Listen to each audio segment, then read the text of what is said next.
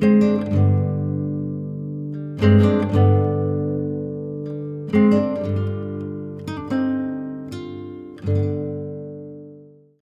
75, Julia.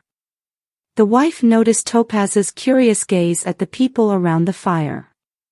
She pointed to a young woman, around 25, seated farther away and said in hard-to-understand English, "Our granddaughter, Julia's creations. She's studying fashion design." Azer observed the quirky hats on the women and the uniform-like jackets with high collars and Napoleon hats on the men. But that was not the reason for Topaz's surprise. Although their heads and shoulders were covered, the rest of their bodies were entirely exposed. Putting on his head his Napoleonic hat, lying by the chair, the man explained in basic English, "This is a naturist camp. We wanted to have a costume party with clothes from Napoleon's time." The wife took over, saying, "Julia came up with a unique idea by combining a costume party with naturism. She designed clothes that only cover the upper parts." Azer explained they lived in Spain and added, "Spain and Germany have the highest number of nudists in Europe." The woman explained that they were naturists, not nudists, and the two groups had only nudity in common. Instead, she turned to the girl and asked, "Julia, would you show us your catwalk?"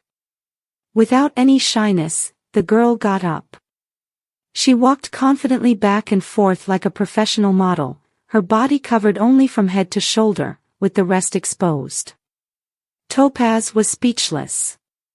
Captivated by the girl's hair and hat, she tried to avoid staring at her naked body.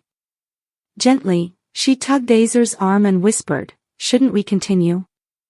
Azer nodded and turned to Olaf, asking, "Could you please call a taxi for us?" Olaf inquired, "Where are you headed?" Azer explained, "We're going to the city center. Topaz needs a thorough bath." The wife glanced at Topaz and said, "Finding an open public bath at this hour might be challenging."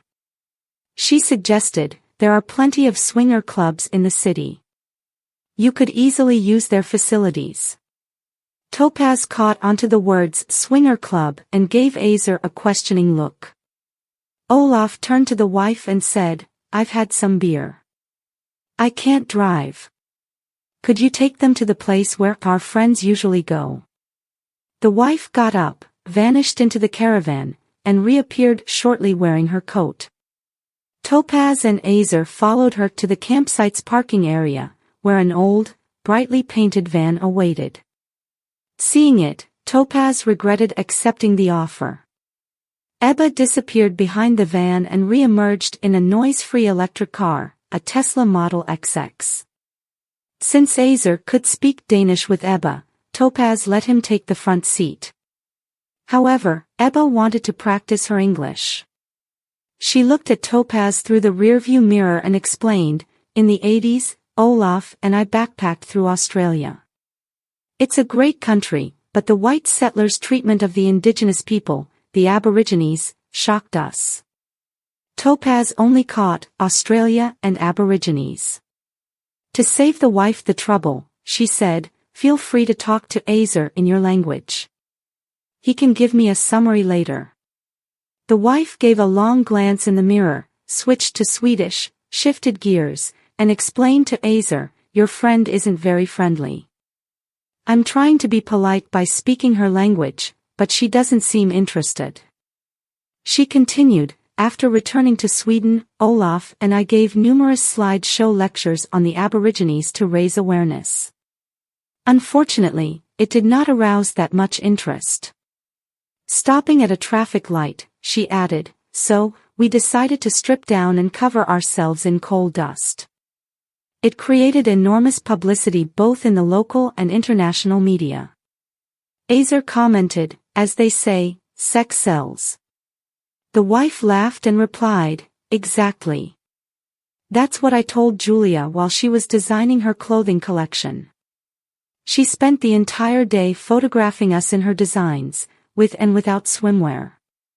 She'll use these photos for her final exam assignment." Azer smiled, saying, Seems like the whole family embraces naturism. Julia might have chosen a different career path. Supporting her granddaughter, Ebba added, on the contrary. Julia has a better understanding of human anatomy than her classmates.